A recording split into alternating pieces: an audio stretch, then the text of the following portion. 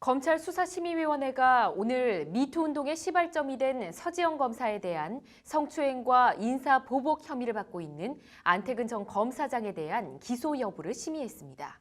기소권을 쥔 검찰이 직접 기소 여부를 결정하지 않고 검찰 외부 인사들로 구성된 수사심의위원회의 심의를 회부한 배경을 장한지 기자가 전해드립니다.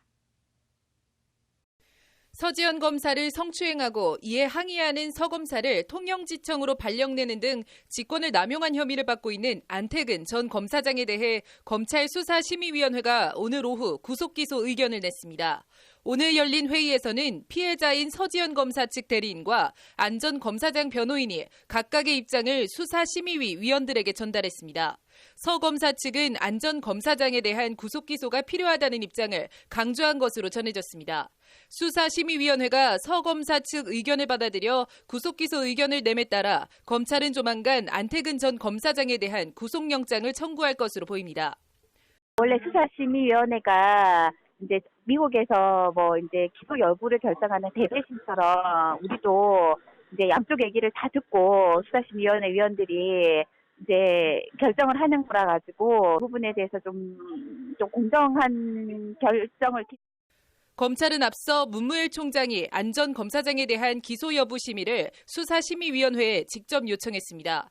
성추행 공소시효는 이미 지났고 시효는 살아있지만 인사보복 의혹을 뒷받침할 뚜렷한 증거를 찾아내지 못한 것으로 전해졌습니다. 검찰로서는 스스로 불기소 처분을 내릴 경우 맞닥뜨릴 제 식구 감싸기라는 여론의 역풍을 피하기 위해 수사심의위 회부 결정이라는 고육지책을 선택한 겁니다. 사회적 관심이 큰 사건 등에 대한 기소 여부를 결정하는 검찰 수사심의위원회는 지난 1월 정식 출범했습니다. 검찰 자체 결정만으로는 논란의 우려가 있는 사건을 검찰 외부 인사들로 구성된 수사심의위원회에서 심의토록 해 공정성과 중립성 논란을 해소하도록 하겠다는 문무일 총장의 제언에 따른 조치입니다.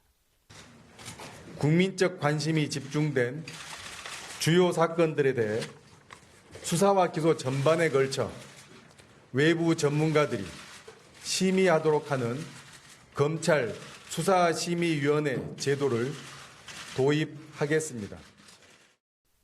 검찰 기소독점주의와 기소편의주의의 폐해를 막기 위한 조치로 주요 사건의 구속이나 기소 등 수사 방향을 결정할 때 국민이 참여하는 미국의 대배심 제도를 본뜬 겁니다.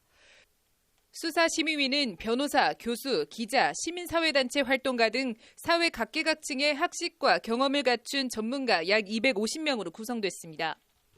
위원장을 제외한 15명이 무작위로 선정되며 이 중 10명 이상의 출석과 과반수 찬성으로 의결이 이뤄집니다. 검찰 수사심의위는 지난 5일 정기 상여금이 통상임금에 포함되는지 등을 놓고 사측과 협상이 결렬되자 파업을 벌인 기아차 노조 간부들의 불법 파업 혐의에 대해 불기소 결정을 내렸습니다. 검찰은 이르면 다음 주 초 안태근 전 검사장을 구속 기소할 걸로 보이는데 안 전 검사장 사태가 새 국면을 맞고 있습니다. 법률방송 장한지입니다.